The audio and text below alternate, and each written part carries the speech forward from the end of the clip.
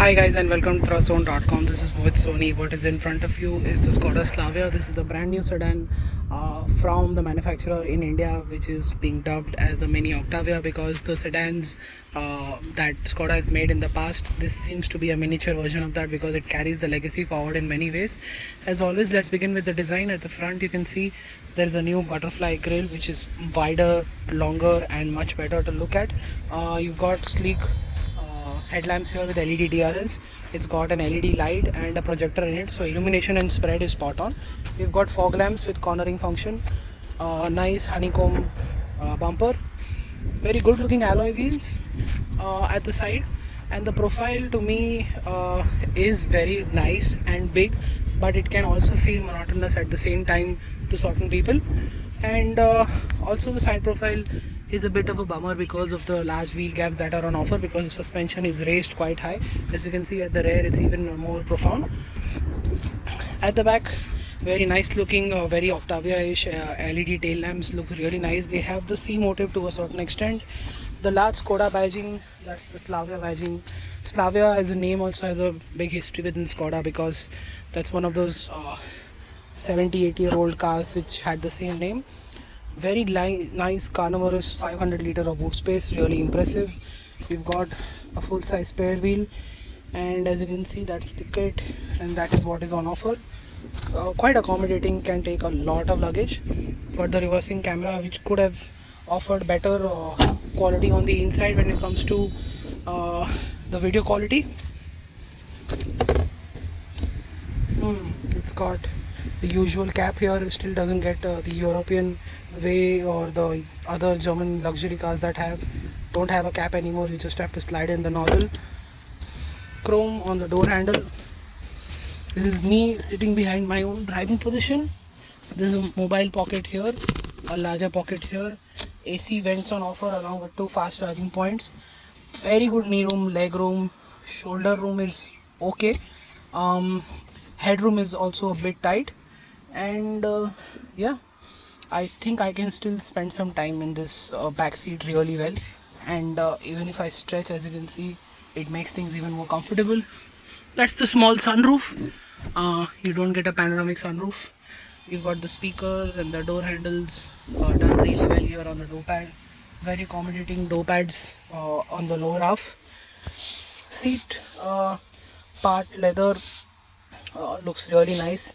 It's got that vented mesh at the front despite it doesn't have ventilated seats at the back.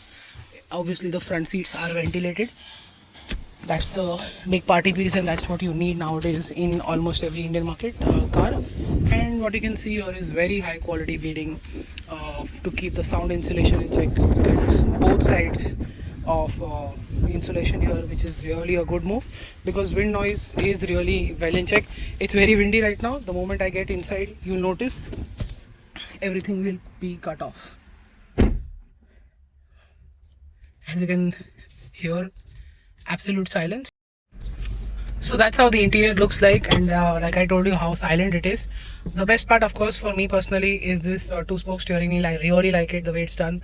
It was the very first time Indian market saw it in a Mercedes S-Class, so that's a very nice move by Skoda to introduce this, something new, something great. That was supposed to be in the Skoda sedan because this was the first sedan that came from the Volkswagen Group in India within the 2.0 plan. And as you can see, the interior also is lovely with these round vents. You've got the Skoda badging here. It's got a nice cockpit area. It's got a digital instrument cluster. You can have 3 ways of looking at how things look like. That's the amount of kilometers we put in on the car right now. That's the average fuel efficiency we are getting. That's the screen. We are always really praises about it. We were praises about it in the Kushaq, in the Taigun, in the Virtus, and now in the Slavia as well. And yeah, that's the AC, the much talked about part right now in June 2022, where the AC seems to be working quite well in our car. But there were times in our Bombay-Pune trip where the AC felt a bit lacking. But since it was a cloudy day and there were not many people in the car, the AC was adjusted quite well. I always make sure that if I'm driving alone, that vent is off, even this vent is off, and these 2 vents are on to make sure that all the cool air, and all the air is specifically directed to me. And even the rear vents, when they are switched off, more air is directed from here. So that's an idea you can use to make sure that your AC performs really well. Of course, Skoda and VW are working on it entirely to make sure that it works much more efficiently and how it should be. But yeah, that's the ventilated seats. Lock button, auto start stop is on offer, manual handbrake, and somebody's tissue bag along with sanitizer is here, or maybe Skoda has left it for us. Chilled glove box. This also needs to be on off if nothing is here, because it can take away the air from here. And yeah, you've got an IRVM which is automatic. Sunroof functioning buttons are here, and Apple CarPlay, Android Auto is wireless. The sound system is quite good. I really like this infotainment system that is first seen from the Volkswagen Group in their locally made cars. This is a new system which has come in other international products as well, which we are yet to see, and we've already seen that in the Tiguan that was launched earlier. And it's got an air purifier. Skoda doesn't go ahead and say that, but it does, which is the air care or trademark that they have. Steering adjustable, not for reach, but brake is here, which is surprising. Start stop, keyless entry, automatic headlamps and wipers are on offer. Again, really good steering wheel with these lovely dials to make sure everything works. And I told you, to even reset the trip, you will have to go into settings, car, instrument cluster and reset. Since start there are two, so we resetted both. And a button somewhere here like the usual past could have helped, but that's not the case, sadly. 12 volt socket, cup can holders, some space to keep something here. I don't know what you can keep here, but if you have that something small, let me know in the comments what you can store here. Like I said, door pads are really impressive. Again, the build quality, plastic seems to be spot on. The fit could have been better, but the finish is top notch. There are no uneven panel gaps around. No height adjustable belts, but the seat is height adjustable. And the driver side seat, of course, is slightly higher than I expect. I sat in a Volkswagen Group sedan sometime earlier, which definitely went lower. This doesn't go as low as it should be, surprisingly. But nevertheless, this thing has very good visibility outside while driving, and you've got, like I said, a very good sound system from Skoda itself. I think those are Canton speakers on the inside. They've just been rebranded to Skoda Sound. That's a different story altogether, nobody knows, but that's about it. That's the interior. A very nice place to be. It's quite airy. You've got a decent sized sunroof helping that aspect even more. I think that's it. We're really impressed with the interior. It could have done with more features such as front parking brake and reversing camera. Power seats, but ventilated seats are here, so we're not really complaining. That's what I told you. The video quality, the image quality of the camera could have been better. That's the traction control button on the screen itself. Skoda is making sure there are very little buttons to play around. That also gives you a very nice feeling of a luxury car. And let's jump to the driving part. So that's the ticket holder. You can put in something there if you want to show something to the authorities. They can check it via there. There's a nice drawer here to keep some stuff.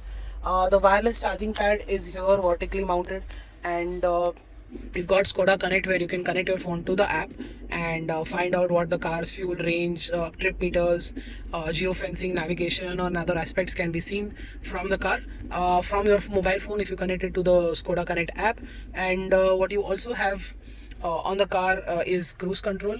Along that works really well. You've got those buttons here to set the speed, and surprisingly you don't have on-off button, call, accept and reject buttons on the steering wheel. That was the same case earlier with the Skoda car. You'll have to do it via the screen here. Of course, for me very specifically, my phone is set to an automatic answer when the Bluetooth is connected to any device, so that should help your case as well if that works for you.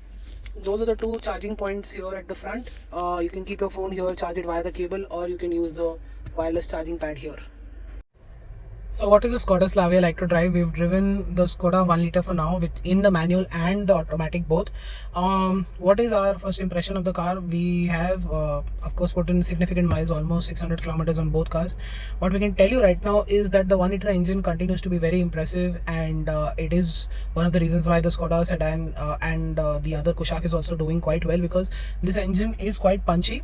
It's got performance, it's got decent fuel economy, which is somewhere between 11 to 13 kilometers to the liter, and at max you can get 15 on the highway. Of course, that is with a spirited drive. You can extract a bit more if you are really sedate driver, keeping it in under 100 kilometers an hour all the time.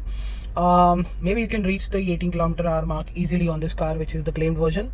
And what it also does is very good on refinement. Doesn't feel like a 3-cylinder. The car is on right now while I drive, and while I'm sitting in traffic. This car doesn't vibrate. There's hardly any engine noise coming inside the cabin most of the time. It's only when you rev it really hard is when and at the near red line it makes a noise, which is also quite sporty for the enthusiast. But the normal Joe might not like it really much. He will definitely like the 1.5 screaming, but not this 1 liter. But we love this 1 liter engine as well when it's at its peak. Low end performance could have been better with the 2 people on board. It's not a problem with 4 people on board. It is a bit of a problem with luggage on board. It can be a bit of a problem, but most of the time it's not going to be an issue because there is some lag between 1000 and 1500 rpm. After that, the performance is spectacular. It can reach 180 kilometers an hour on a expressway on the de-restricted segment, and that makes it a very good car for a 1 liter reaching those speeds. And it's really impressive. A car that can deliver 13-14 kilometers to the liter, can reach 180 kilometers an hour, is really impressive. Manual gearbox as always is brilliant. The shifts, the throws are brilliant. The clutch is light with a slightly long travel. The automatic can feel a slight bit confused at times because upshifts and downshifts can take some time at certain RPMs, but most of the time you will enjoy the seamlessness of the gearbox. And obviously when you're really going for it, if you put it in sport mode, that's when the gearbox can feel a bit non-seamless, but the shifts are very fast, very smooth, and that will help your experience become more sportier when you want it on a twisty section or you're really going for it. And both the gearboxes, in short, bottom line, are really good. And off the line in both gearboxes, the acceleration is impressive, but could have been better. That's what the engine is like. I told you it's fuel efficient, it's powerful. It's only a bit of a low end that is missing. The gearboxes, the clutch, everything is fine on the 1 liter. Let's discuss the chassis part, because that's also really impressive, because since we have almost 170 mm plus of ground clearance on this car, it still rides flat. On the expressway, on the unrestricted segment, we were able to keep 140 kilometers an hour plus. The car behaved like a true blue German sedan, where it did not twitch, it did not roll, it did not it inspired a lot of confidence. It could sustain those speeds all the time. We were on a very empty expressway, surprisingly, and we could push it really hard on the twisties and on the straight road, and the car has impressed us really well. We can only imagine when it's lowered by a aftermarket tuner, it will behave very sportily. Right now in the factory setup also, it's really impressive. And what that also means is that the ride quality is spot on. I don't remember not slowing down in a sedan over bad roads. It just glides over everything so well that it's really impressive. You could say that, why should I not buy a SUV in the first place? There is still a huge difference between the Kushaq and the Taygun, the Kushaq and the Slavia. So don't jump to those conclusions very quickly. And the ride quality is impressive. High speed stability is good. Of course, there is some body roll in the corners. The steering feedback could have been better. It could have weighed well on the highway. But I think even by competitive standards, it's far ahead against its competition. That's what makes the Slavia a very good choice in this segment if you're looking for a performance car with good features, very good space, very good looks, and a car that drives also really well in every aspect. Your family is going to love it, you're going to love it, and that's what makes the Slavia a great all-rounder to have. We will miss the diesels. We continue to miss the diesels. This would have made a much better case with the diesel engine, but then again, the 1 liter and probably the 1.5 that will drive soon for you should be 1 liter is impressive. The 1.5 obviously should be really good. We can't wait to drive the 1.5, and for that, when we do, you'll come to know. If you subscribe to our channel, follow us on our website, follow us on our social media channels, you will stay updated whenever that happens. And I think that's it for now. Thank you so much for watching. Make sure you like this video, share this video. Still have some questions, put them in the comment section below. We will be happy to answer them. Until then, goodbye.